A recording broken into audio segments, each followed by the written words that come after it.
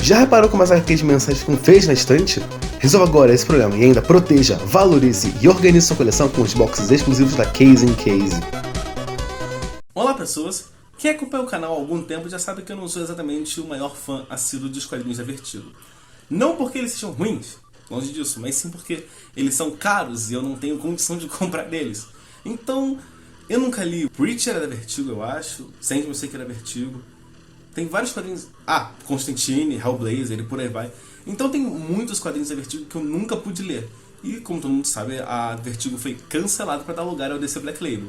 E eu fiquei muito feliz que a Panini começou a trazer os quadrinhos da Vertigo, não com formato de luxo gourmetizado do caramba que ninguém consegue comprar, mas sim encadernados. E hoje vamos comentar o primeiro encadernado da DC Black Label, que não tem a ver com super-heróis, e esse é Esposas Bruxas. Um quadrinho em uma edição só que me deixou muito feliz. Então primeiro vamos comentar sobre o produto quadrinho em si, né? Ele saiu no encadernado, tá? Bem grossinho, com a história completa. São os 6 números de Hexwives encadernados aqui, então é a história completa, não é o volume 1. Até o momento não deram indício de que haverá continuação. Então, até o momento, essa aqui é a história completa de Esposas Bruxas. Ele tem 152 páginas e tem o preço de capa de R$ 24,90 e é desaconselhável para menores de 18 anos, assim como o meu canal. Pois bem, o roteiro é do Ben Blaker e a arte da Mirka Andolfo com as cores da Marisa Louise. E eu quero deixar muito claro a colorista, porque já vamos comentar sobre isso. Mas qual é a ideia desse quadrinho? A premissa é de que existem 2 grandes grupos ao longo de quase toda a história da humanidade, sabe? Tem as bruxas e os... qual é o nome desse filho da puta? E os arquitetos. As bruxas são mulheres que têm poderes e conseguem manipular a natureza e a realidade ao seu redor. Os arquitetos são aqueles fiéis a Deus que acham que a realidade é perfeita como é e que essas atitudes, essa bruxaria, essa mexida na realidade que elas fazem são deturpações da perfeição que Deus criou. Então, eles são os arquitetos que vão reparar a construção de Deus e eles caçam as bruxas para impedir que elas continuem deturpando a realidade de Deus, porque para eles elas são as aberrações. Então temos esses dois lados, sabe? Essa guerra que está rolando no mundo desde que a humanidade é a humanidade. O foco do governo dos Estados Unidos, então a gente não tem realmente assim, noção do tamanho desses grupos, mas sabemos que eles são dos Estados Unidos. E o quadrinho começa justamente mostrando as bruxas e os arquitetos ao longo do tempo. A primeira página é justamente mostrando eles em 1692. E vemos já as bruxas sendo caçadas pelos arquitetos. E o quadrinho vai avançando com as épocas. Então depois vai para 1722, depois para 1800 e pouco. E por aí vai até chegar em 2005. E com essas páginas logo que introduzem a história, nós temos já algumas informações sobre como a magia funciona nesse quadrinho. A magia funciona por meio do sangue, sabe? Você não pode fazer coisa na realidade sem alguma ligação com o sangue. Não necessariamente que você vai consumir o sangue, mas sim que você precisa ter ligação com ele, sabe? Então fazer os símbolos com sangue, ter contato com ele, derramar sangue de alguma forma, sabe? Então a magia está ligada intimamente ao sangue nesse quadrinho, o que é uma coisa bem legal de se dizer. E cada bruxa tem um aspecto especial, sabe? Cada uma tem uma ligação mais forte com algum elemento da natureza e com algum aspecto da criação de Deus. Então, uma vai conseguir mexer com os animais, conversar com eles, comandá-los. Uma vai mexer com pedra, vai conseguir fazer armaduras de pedra. Outra vai mexer com luz e sombra. Então, tem umas ideias bem legais aqui apresentadas no início. E uma das que mais me interessou é a ideia da reencarnação, porque todas elas são pessoas normais, que vivem suas vidinhas, tudo certo, até que, em dado momento, elas vão fazer um acordo com o diabo, e nesse momento, elas vão se lembrar das suas vidas passadas, porque uma bruxa sempre vai reencarnar, e ela não vai saber que é bruxa se ela não tiver contato com bruxaria. Então, no momento em que ela conhece a bruxaria, que ela faz um acordo com o diabo, ou coisa do tipo, ela lembra das suas vidas passadas, ela lembra dos seus relacionamentos, dos seus poderes e tudo mais. E eu achei isso muito legal, sabe? Então tem momentos aqui nessa recapitulação do início do quadrinho que vemos as bruxas falando assim: e a fulana de tal, você sabe onde é que ela tá? Aí a outra: não, ela ainda não teve contato, eu acho que dessa vez não vai dar, acho que dessa vez ela vai passar a vida inteira com uma pessoa normal, e aí só na próxima que a gente vai ver ela como bruxa, porque ela vai ser bruxa de novo. Então tem essa ligação, então é um coven, sabe? É um grupo de bruxas que se mantêm amigas apesar das vidas irem passando sempre, sabe? Porque elas sempre reencarnam e sempre tentam se reencontrar. Isso é muito legal. Então logo no final da primeira edição, temos os arquitetos se reunindo logo depois de uma batalha contra as bruxas em 2005, em que eles falam, cara, a gente perdeu, o nosso líder foi morto, a gente está sendo massacrado, a gente não está conseguindo fazer nenhum progresso, que elas sempre voltam e sempre acabam ficando mais fortes. O que a gente vai fazer? Então chega o novo líder dos arquitetos, que é o filho do antigo líder, e fala, olha só, eu tenho uma arma secreta, eu consegui uma coisa diferente, e dessa vez eu tenho o plano perfeito para acabar com elas. Então tem um corte no quadrinho, 3 anos depois, e vemos mulheres casadas, sendo donas de casa, sem poderes, sem bruxaria, sem lembrar de nada, vivendo como se estivessem nos anos 60. Que porra é essa? Então você percebe que tem um corte brusco, as personagens mudam, a situação muda completamente, e a gente tá agora numa situação nova, sem entender porra nenhuma. E isso é muito bom no quadrinho, porque, vamos lá, o roteiro é muito bem feito no sentido de que você acompanha uma história, então você tá vendo lá as bruxas fugindo, coisas do tipo, então você, nessa primeira edição, você vai falar, ah, esse vai ser o clima do quadrinho. Tem um corte e muda completamente tudo, e você fica sem entender nada. Então, o final da primeira edição é justamente você lendo e se habituando a essa nova realidade, que pouco a pouco, ao longo dos 6 números, você vai percebendo, você vai entendendo como ela funciona, vai percebendo que tem alguma coisa errada, que tem alguma coisa bizarra acontecendo, e logo as coisas vão caindo, e a construção da tensão vai sendo feita de uma forma genial, e lá no final, quando a merda acontece, você fala, puta que pariu, que foda. E o melhor de tudo é que, digamos que você vai, como você entende já como a magia funciona, quando situações acontecem, você fica muito tenso, porque, por exemplo, nunca fica claro se essas novas personagens são bruxas ou não, mas você vê essas coisas e fala, puta merda, é agora que ela vai ter contato? É agora que ela vai se ligar do passado? Será que ela era uma bruxa antes, não sei o quê? Então são situações que vai ficando tenso. E é muito foda, porque são coisas que você começa a ler e você fica falando, cara, tem alguma coisa muito errada acontecendo aqui. E no início parece que realmente não tem nada, mas você fica com uma sensação esquisita no fundo da cabeça. E você, pera, esse cara que tá agindo esquisito. Porra, o que essa garota tá fazendo aqui? Então o tempo vai passando e as peças vão se encaixando. E quando tem a revelação, a reviravolta da história, você fala, puta que pariu, que foda. Isso é acompanhado muito bem pelas cores e não também pela arte. Por quê? A arte da... qual é o nome? Mir Kandolfo? Da Mir Kandolfo é uma arte competente. Ela foca muito nos personagens, então você entende muito bem pela cara das personagens a sensação que elas estão tendo. Então se ela tá confusa, se ela tá com raiva, se ela tá triste, coisas tipo, você entende muito bem.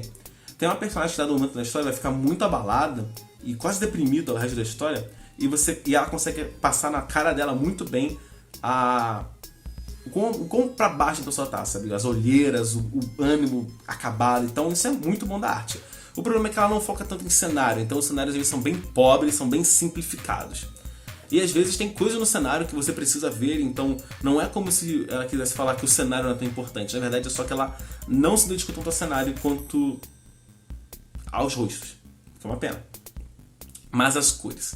Mano do céu, as cores sim são maravilhosas, porque as cores se mantêm normais ao longo de todo o quadrinho, sabe? Tipo, enquanto o quadrinho tá no normal, as cores também estão no normal e funcionam até que legal.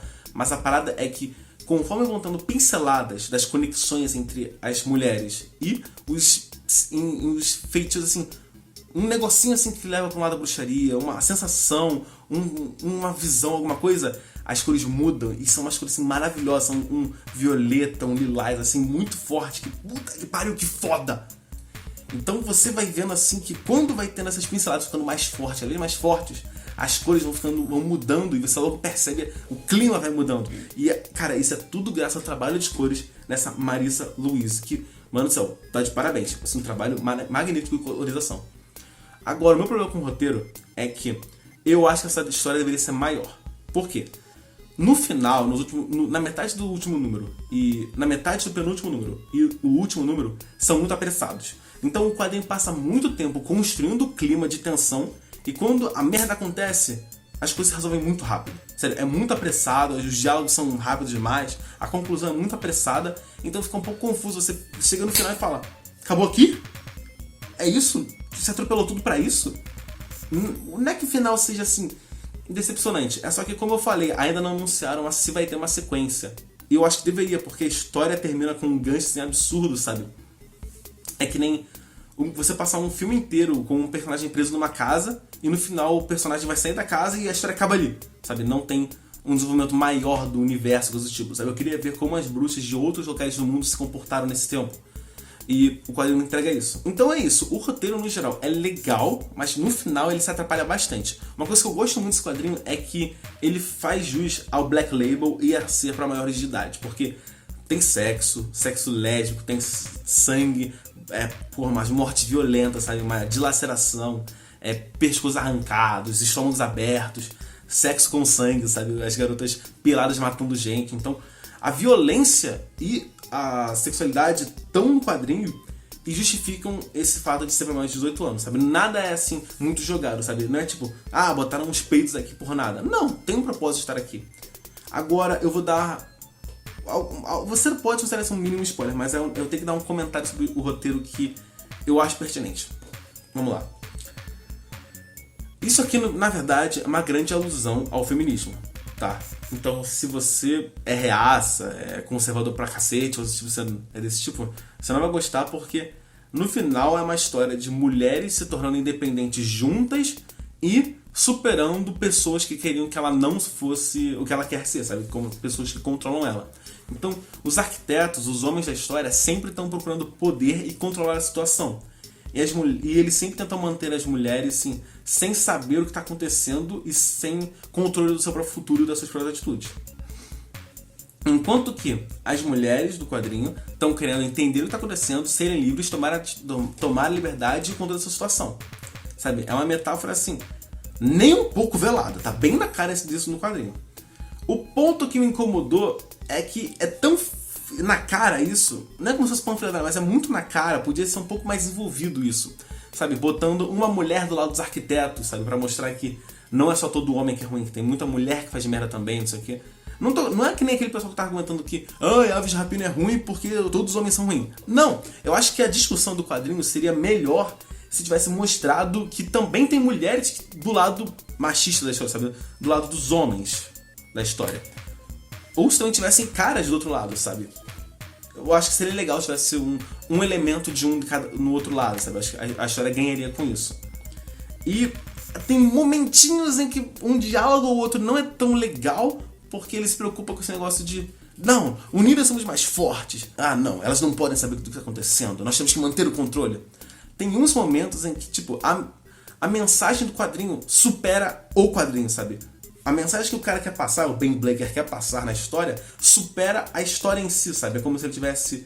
É como se tivesse um buraco no tecido em que o dedo passa, sabe? Em que ele fala, olha só, é uma metáfora sobre feminismo e luta contra machismo e coisa do tipo, sabe? Então, esses mínimos momentos em que os diálogos deixam transparecidos demais incomodam, mas não me tiram da história. E o final é muito atropelado e é isso, eu acho que a discussão ganharia mais com algumas pequenas mudanças. Mas, no geral, é um quadrinho legal, tá? Se você curte bruxas, se você curte umas porradas viscerais, se você curte histórias de tramas sombrias, coisas do tipo, você vai gostar bastante, tá? As reviravoltas são muito legais e as capas são maravilhosas, tá? Então eu recomendo tudo isso aqui pra quem curte essas discussões, pra quem curte bruxaria, quem curte essas histórias de tensão, assim, e conspiração. E pra quem curte toda a arte, porque as cores são muito boas. Então, a minha primeira experiência com o DC Black Label foi muito boa até, sabe? Eu tava esperando nada nesse quadrinho, então eu até que me surpreendi bastante, sabe? Só que conforme eu fui lendo, acabei esperando demais, então no final assim, eu terminei mínima decepcionado por causa do final, como eu falei. Mas no geral foi uma experiência muito boa, sabe? É uma história completa, por um preço legal, encadernado maneiro da Panini. Então eu tô muito ansioso pro resto do DC Black Label, que venha ele aí com muitas novidades pra gente conhecer essa história. Se você não sabe o que é DC Black Label, clica aqui no card que tem um vídeo em que eu comento isso, logo quando eles anunciaram essa história. Então, é isso. Espero que você tenha gostado desse... Eu acho que é a primeira vez que eu analiso um quadrinho aqui no canal que não é de super-herói. Então, é isso. Espero que você tenha gostado dessa análise, você tenha ficado interessado em conhecer esse quadrinho. E é isso. Eu vejo você no próximo vídeo e... Falou!